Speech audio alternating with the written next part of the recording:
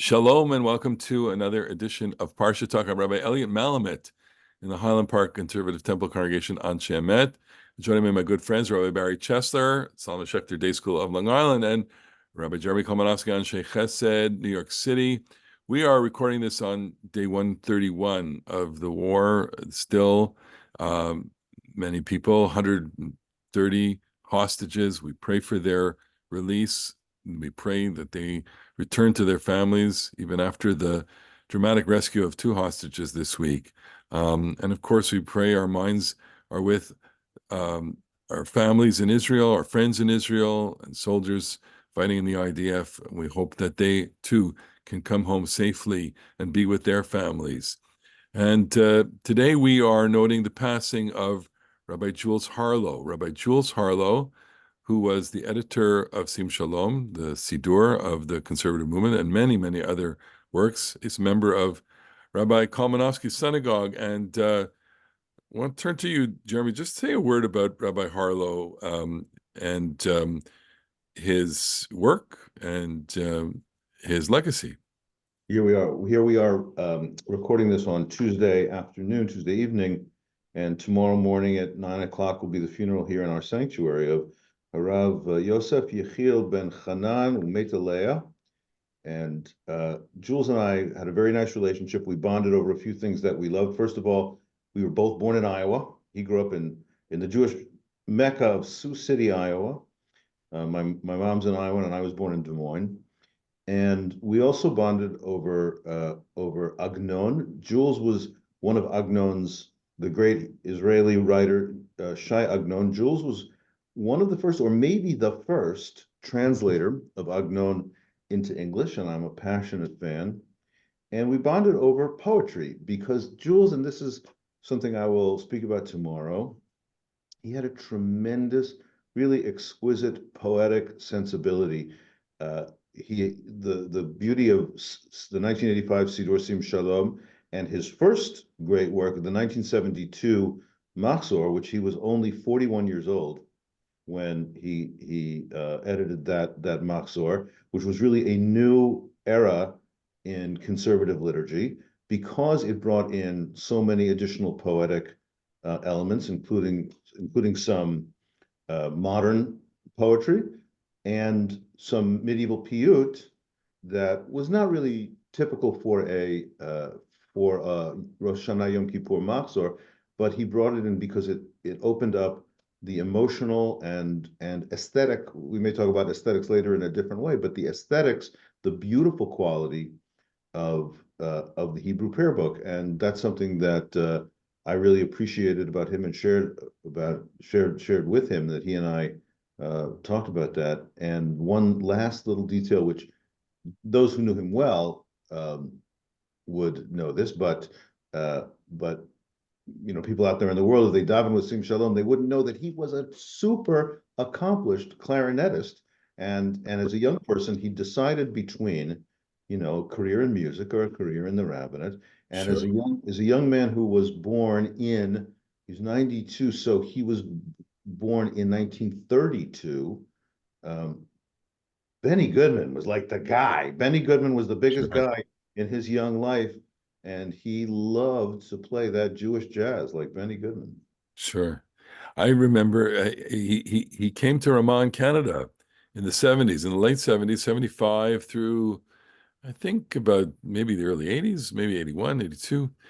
He was there. He was friends with Rabbi Israel Silverman, Alav Shalom, was the rabbi of the camp. And of course, I studied with him and was deeply influenced by him over the course of many, many summers at Ramah. Rabbi Harlow had a very gentle presence, and of course, his wife Nava was also a wonderful presence at camp. And may his memory be a blessing. He left a very strong imprint on us because we still use the Siddur Sim Shalom in my shul.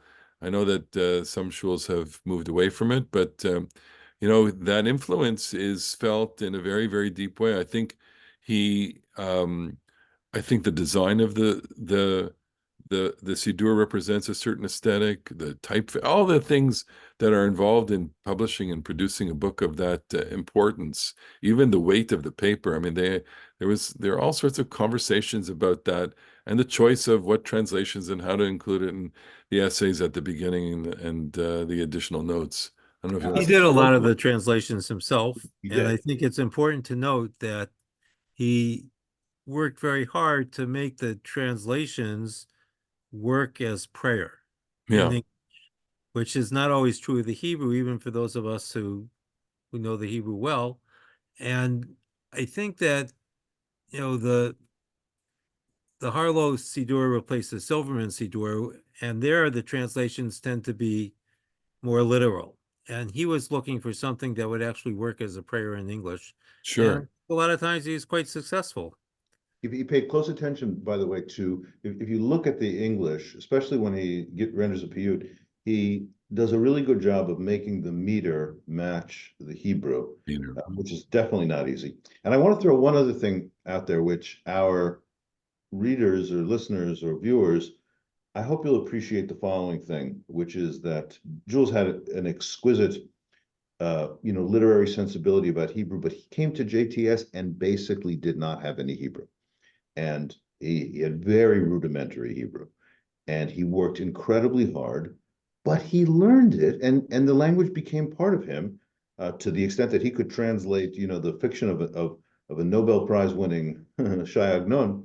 So I just want to say to our people out there, it is great to be able to address the classic texts in whatever language you can. Translation's fine, but the texts live in Hebrew. And so I want to encourage you, don't think because you don't know such great Hebrew that you can't learn and get better and learn more and more. That's one of Jules's examples to people, is that if you work hard, you can learn some Hebrew. And of course, the Siddur and liturgical Hebrew throughout the different periods that the liturgy comes together is it's not simple. I mean, we do have a golden age of literary production in Spain, Spanish poetry, and lots of Hebrew poetry throughout the ages. And of course, as you mentioned, the modern Israeli Hebrew with its own idiom. And I think his imprint on us, on the conservative movement, remains, I think, a very, very important imprint and lasting legacy to him. May his memory be a blessing, and may the words that he shaped continue to inspire us in the religious experience of worship, which is the subject, I think, of our parsha, and that's where we want to go. Parasha Terumah, which is our parsha this week, really changes the focus completely from what we've seen over the last couple of weeks, Yitro and Mishpatim, the revelation of God at Mount Sinai, and then Mishpatim, a kind of, the additional code of, how to behave, the covenant code. And here, from the very beginning, we are instructed in creating a sanctuary, the collection for all those whose heart moves them. Kol asher yidvenu libo, tikhu et trumati, or to give this something of yourself in order to fabricate a sanctuary in the Mishkan. The key verse of this parsha is known to many of us because it's the important verse. It's also inscribed on many synagogue plaques. Vasu li mikdash v'shachanti betocham. They shall make for me a sanctuary, and I shall dwell among them. And even the wording there is calls to mind the question as to what exactly is this, and who exactly is this for? What is the purpose of this? And in the broadest terms, what are we doing here? What are we building here? And in the very broad terms, which I think are the terms that connect the idea of aesthetics to worship, do aesthetics matter in the worship experience? And so I'm just throwing up all of those questions right now because they're questions that emerge, considering that the Parsha deals at quite length and in great detail with all of the different furnishings of the Mishkan. It's quite elaborate in the sense of the materials are elaborate, the construction is elaborate. We'll spend several weeks on this and it takes up a very important portion of the Torah.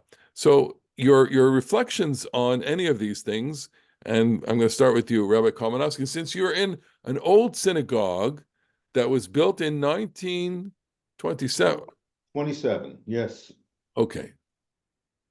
So pick up the question here.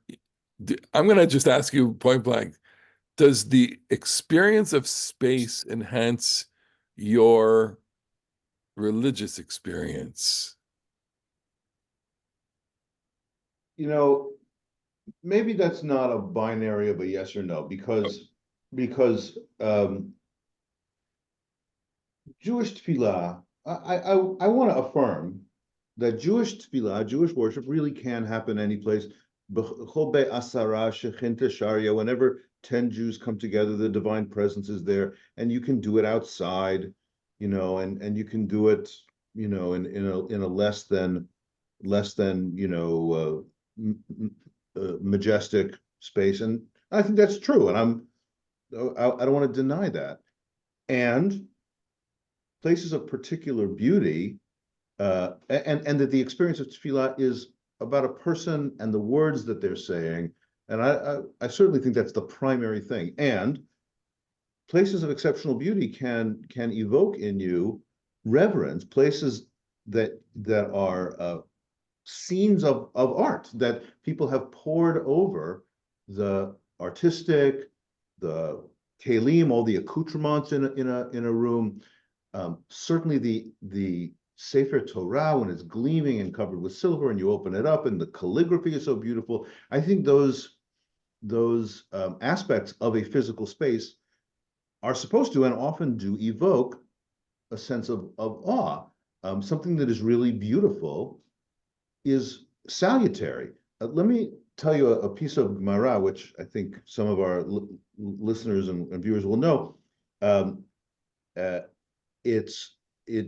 Daniel, the prophet Daniel, is said to have a window that faces Jerusalem, and the Gemara says people shouldn't pray in rooms that don't have windows. Now, that's not a halacha. You can pray in a room that doesn't have a window, but it's an ethical exhortation in Tractate Brachot that I think suggests that light is part of the experience of prayer. Perhaps the prayer room has a window, so you look out and you don't just fall into your small self, but you look out and see the world beyond you.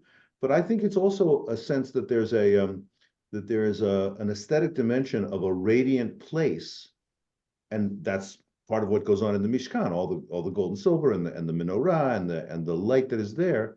I think it is supposed to evoke a visual experience of radiance that leads to also a spiritual experience of radiance. Right. As you talk about this, I'm thinking about my synagogue, which has a lot of natural light coming in from the ceiling. It's I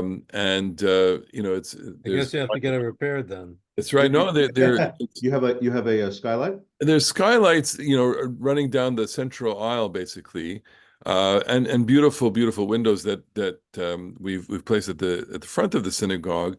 These were windows that had been fashioned for the old synagogue, which was destroyed in a fire. So we have a real sense of the heavenly light here, and it's quite enjoyable. We also have an opaque kind of glass over the ark, which I've likened to the Zohar in Noah's Ark. It's the ark. It's the window that you mentioned. It's the window that looks out. It's kind of opaque, and it's right in front of the Ner Tamid.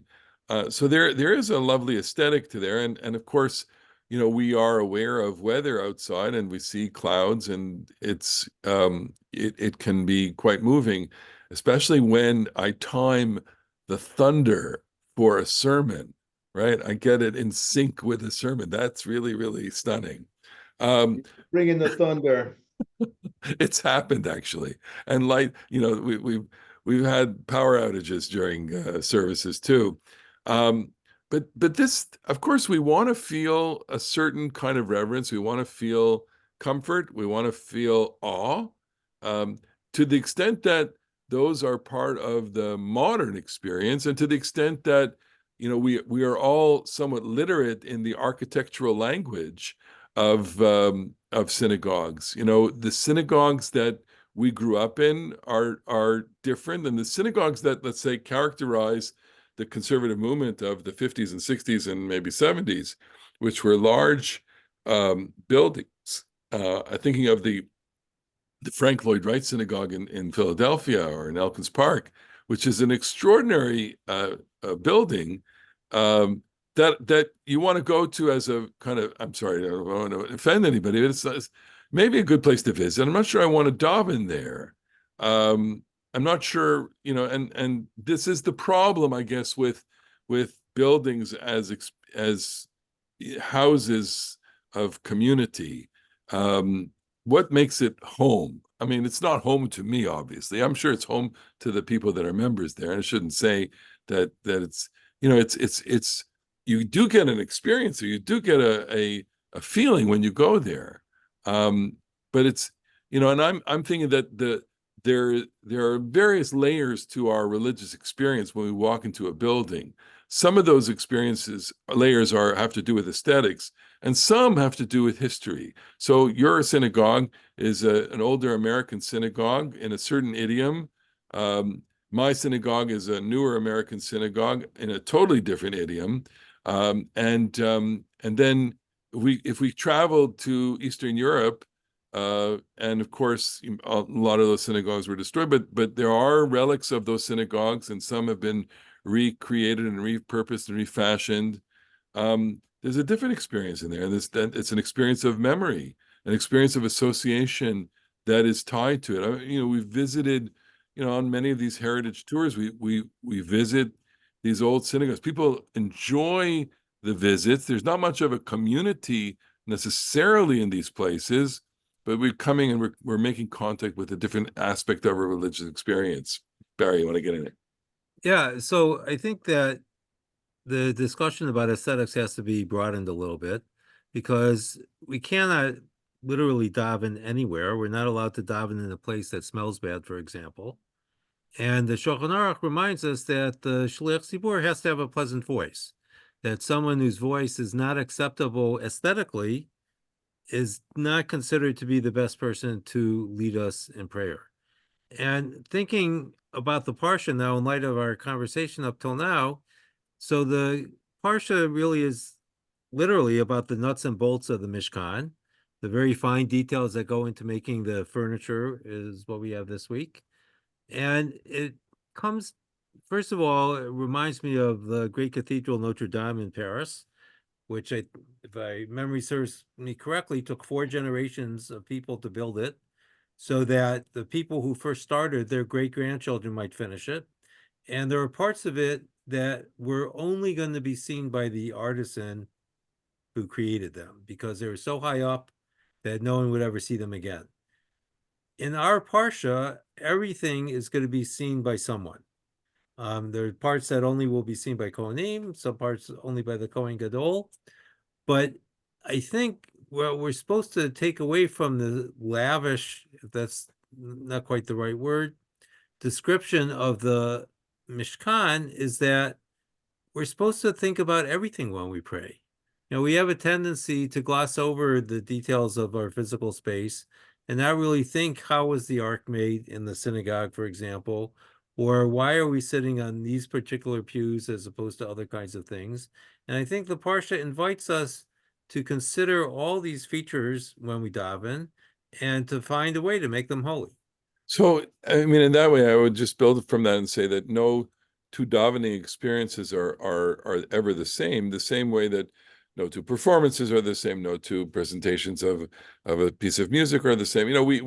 We are all, we love listening to music. We listen to recorded music, but if we are in the habit of going to a concert, whether it's a classical concert or whether it's popular music or rock, you could hear the same songs, or the same melodies or the same symphonies, but no two experiences are the same. I remember, learning that, after studying a piece of music, and then I was so excited I went to a concert and I heard it live. It sounded so different from what I kept hearing on recording, and of course I was young. I didn't understand that it's a different conductor, it's a different set of musicians, and they're interpreting it differently, and so the you are experiencing a lot of things all the time in synagogue.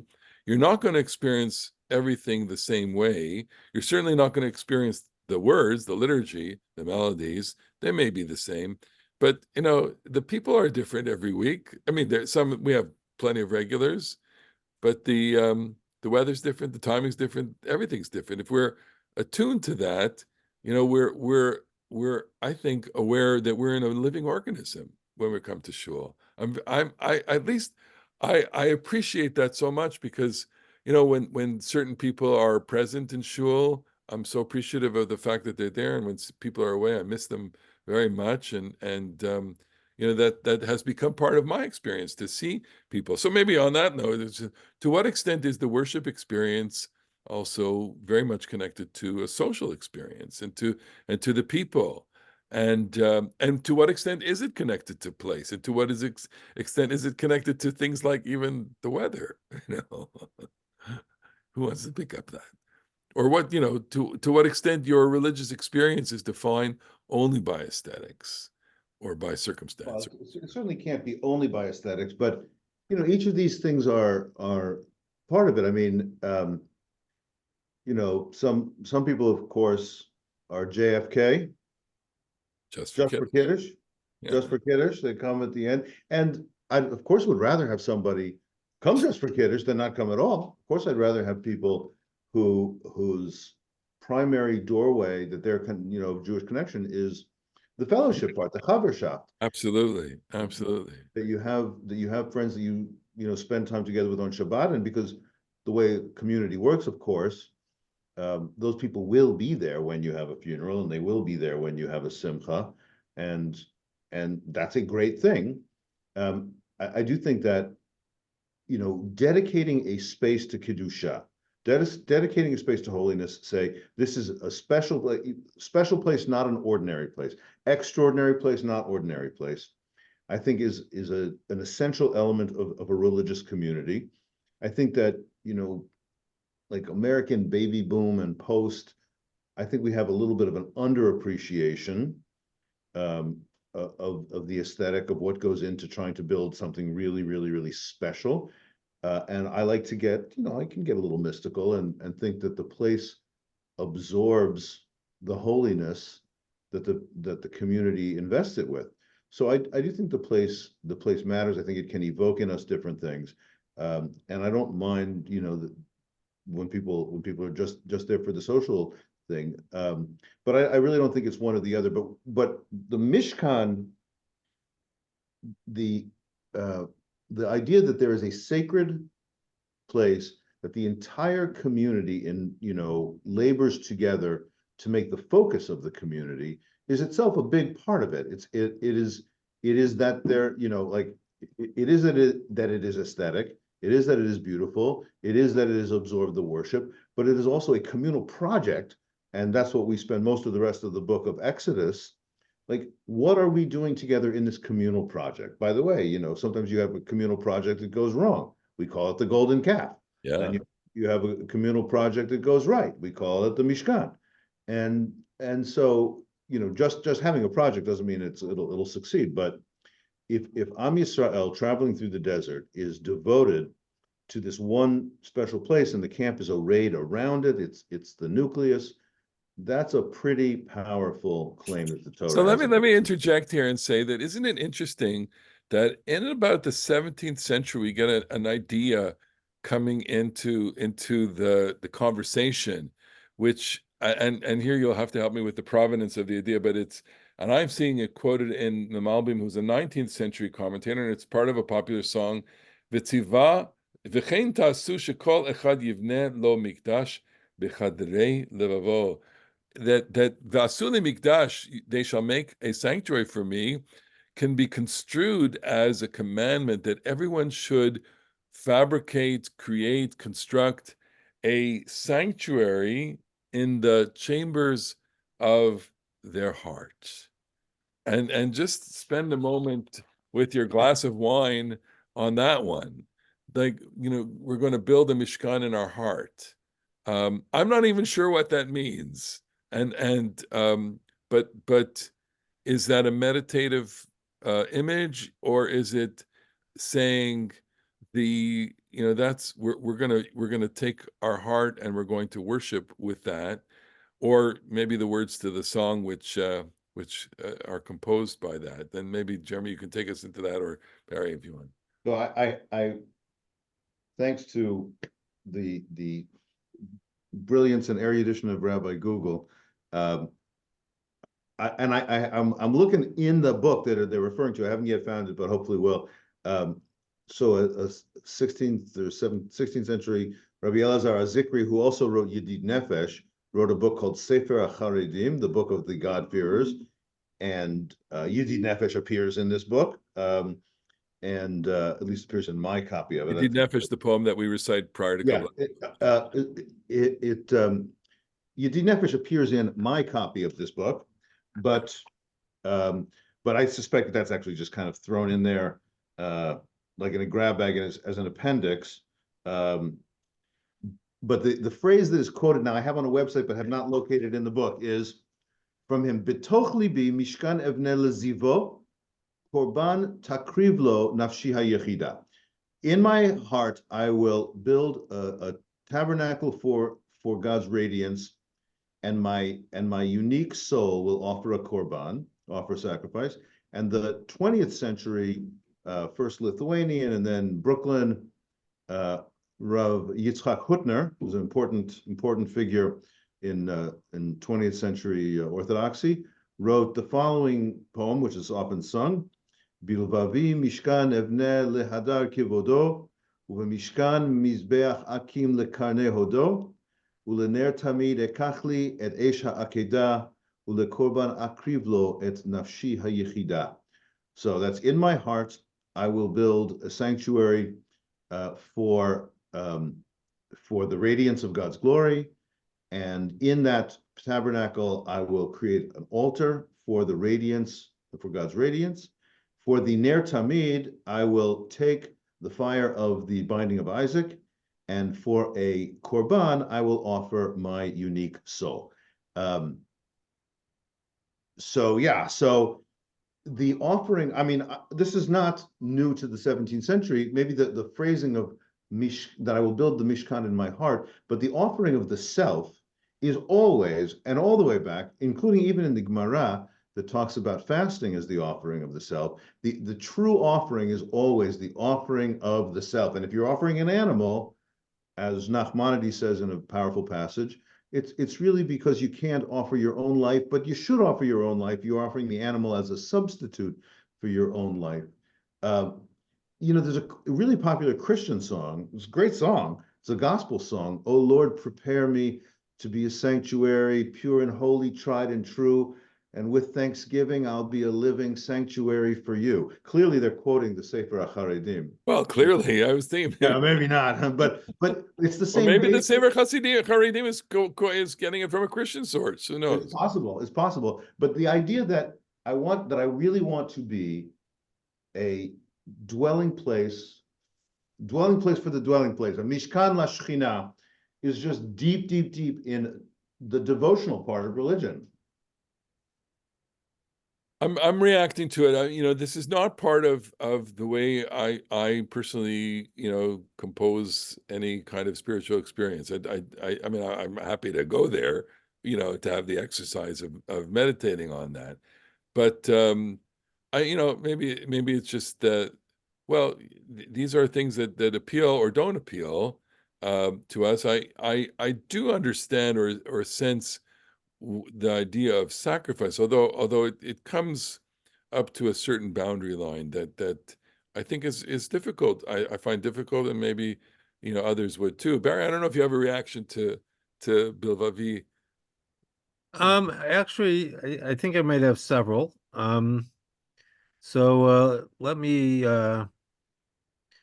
start with one. I want to come back to the verse in the Parsha Vasuli Mikdash v'Shachanti B'tocham, because what we have here in opposition is the idea of mikdash, which we often translate as sanctuary or holy habitation, but in later biblical and rabbinic literature almost always refers to the Beit HaMikdash, the temple. And the verb form is v'shachati is what's going to generate our noun mishkan. And we've spoken before about the difference between the temple and the tabernacle. And I imagine the temple is this awe-inspiring building. And I don't know that the Mishkan is construed in the same way.